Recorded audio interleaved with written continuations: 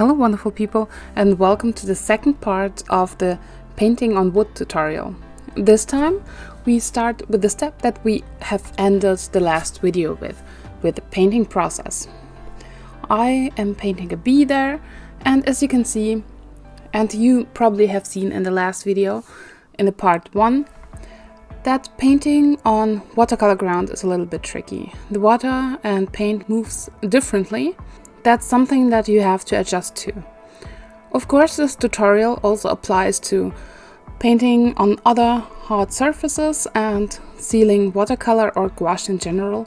So it's waterproof, of course, because it would be nicer if you have wood pieces that you can also hang outside and that are somewhat resistant to moisture.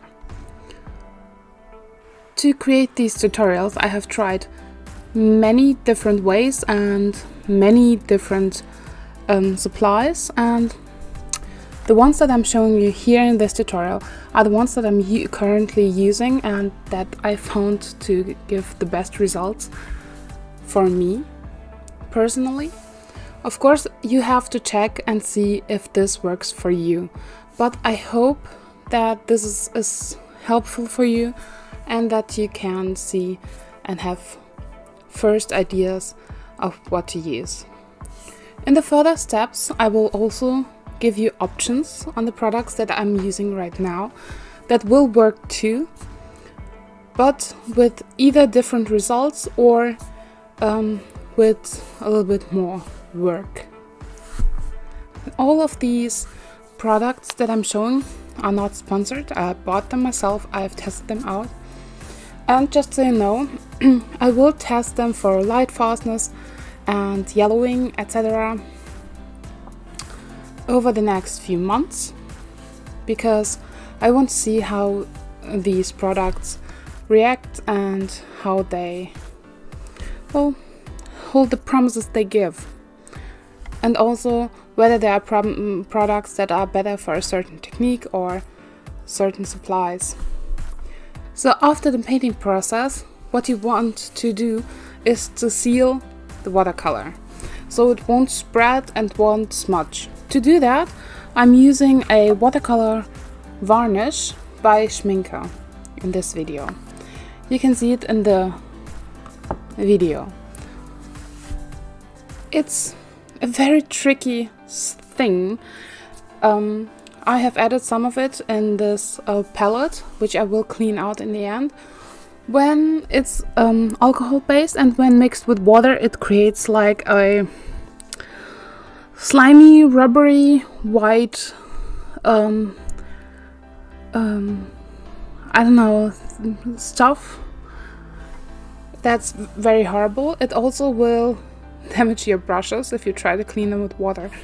So I'm using a very cheap brush here and I'm cleaning it with alcohol afterwards. As you can see, it makes the piece shine already. If you don't want to use that, there's also the possibility to use a spray fixative. I have a universal fixative by Schminke. It works too, and it works actually very well. But you need a place to spray. It smells much more than the watercolor varnish, which smells too, by the way. Please use it with open windows, both of them. So the spray fixative works too. It works well, but you need at least 2 to 3 coats of that to make sure it's really sealed in. When you use metallic paints on your piece, the spray fixative gives a nicer result, because the watercolor varnish mutes it down just a bit. Not much, but it's visible. So if you have, let's say, several coats of that, it will be much more visible than sealing it with a spray fixative. Just so you know. Here you can see that the watercolor varnish alone gives a slight little shine on some of the pieces. It depends on how much they were sanded down in the beginning, but it's totally visible. So if you were to let it like that and not add another coat, it would be a little bit shiny. When used on paper, and you can see it in the sketchbook, it's not visible at all. It doesn't have any shine, nothing. Half of this image in the sketchbook is covered with the watercolor varnish because I wanted to try it out, and you can't even tell which half of the image was covered with the varnish. It's a great product. It's smelly, but it works. For the next step, I use the transparent varnish by Lascaux, which is glossy, but you can also use a matte varnish if you like. That was the one that I've used on the back of the pieces in the first step. But I have also pieces that I've covered with it, like fully, but this time I wanted to try the glossy version, and in the end it's actually the one that I like better, to be honest, for these pieces. Of course, it does depend on your taste and what you like, which kind of varnish you will use. So here I'm covering the pieces now with a brush and with the glossy varnish. It doesn't smear, it doesn't come off, it's just nice and tidy. The brush is it's an acrylic varnish, but the brush is easy to clean under fresh water and maybe a little bit of soap or brush cleaner. To fully seal the pieces, I add 2 coats of the glossy varnish, so it's nice and sturdy. Of course, I let every coat dry through completely before I add the next step or the next coat of varnish, so it looks nice and shiny. In the end, all the pieces have dried and have a nice glossy shine. The varnish is very clear, it lets the painting shine through wonderfully. It also gives the wood rings a very nice touch, and yeah, I like the result a lot. Both of these varnishes even deepen the image on the wood. It's more like it's clearer and very, very nice. Yeah, I'm very happy about these results, to be honest. That's why I decided to make it a tutorial.